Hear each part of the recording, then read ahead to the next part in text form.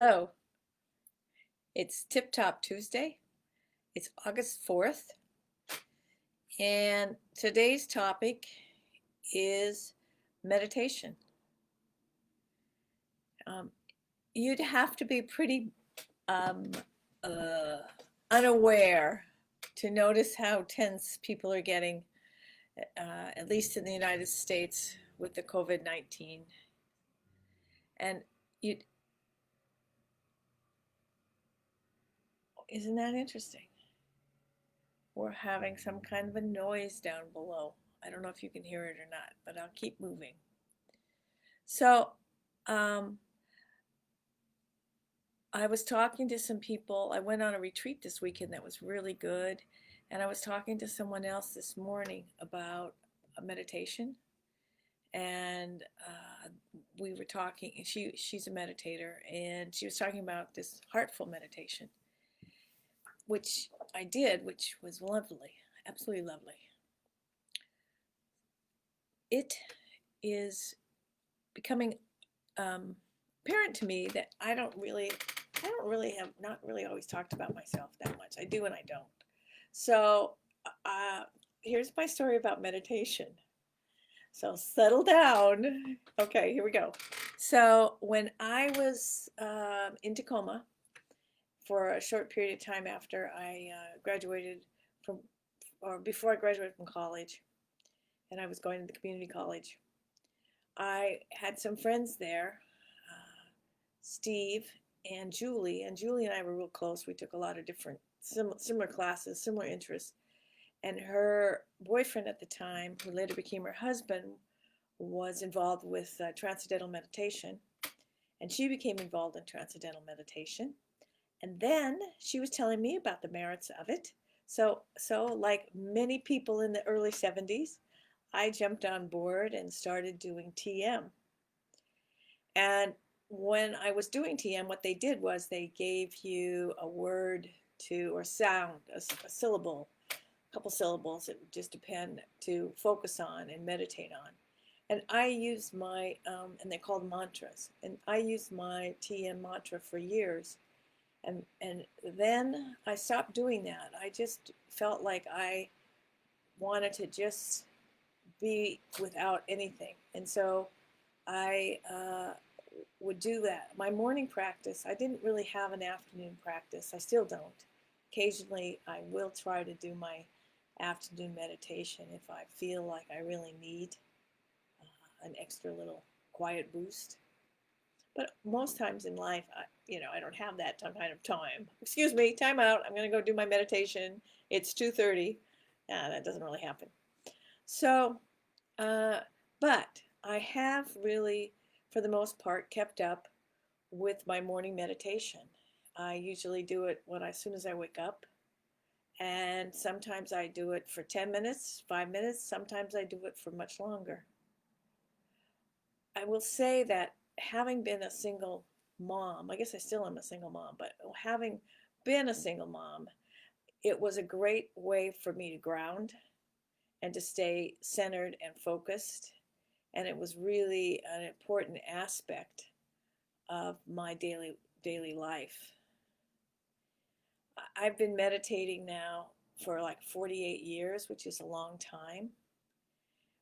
What has happened as I've meditated, I've also learned that there's different ways to meditate. And still, after all this time, there's days where my mind gets really wound up and I'm not very grounded. And some days where it's just the easiest, pie in the sky, easy to meditate. And I think that's true for most people. Oh, I have three people on, but I can't tell over here. And I'm glad you're here. And I'll say hi, but I won't call you out, I promise. So, but I am really glad you're here. Um, I know I do that. I'm over enthusiastic of saying hello to everybody. So, there, and I've explored other ways of meditation. So I've used sound. I really like sound. I just think it's ironic that whatever's going on downstairs is going on downstairs. Um, and it's sound. And see, I guess you can use it as meditation. Um, I also like to use breath, where you go in and you just close one nostril out and you just breathe it in, and then bring your finger over and close off the other nostril and breathe out. And I'd like people to give it a shot. What the heck, right? So let's try it.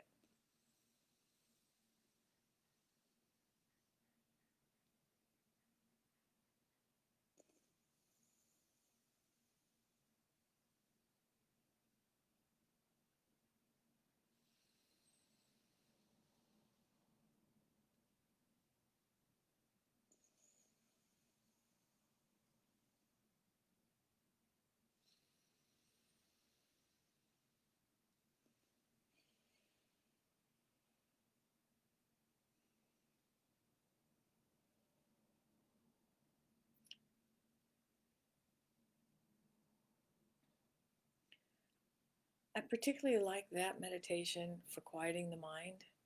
And on a physical level, I think it brings a little more oxygen into the body. And if you're thinking about your breath, it's a lot harder to think about what you're going to make for dinner or lunch or whatever. Um, Another form of meditation that I like is visual. There were artists that I really liked to look at their work, so I could just kind of get into what was going on. And so I thought today I would, I often talk about my own art being a meditative tool, and I thought I would show that. So here is one of my pieces, and what I'd like people to do is just to float their brains for a few minutes and just think about what they're seeing and feeling. My art is all about feeling. So this meditation is heartful. So think about this energy coming from your heart to the picture and the picture sending it back to you.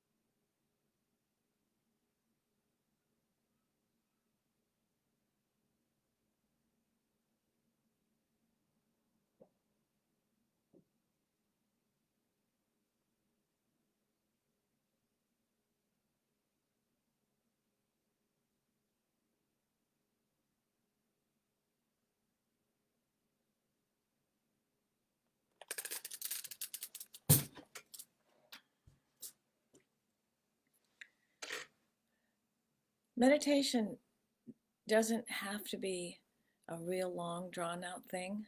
It's nice when it is. It's nice when we have the luxury.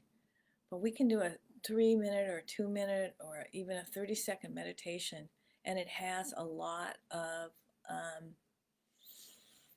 positive influence on the body and people around. And I wanted to, I was looking for something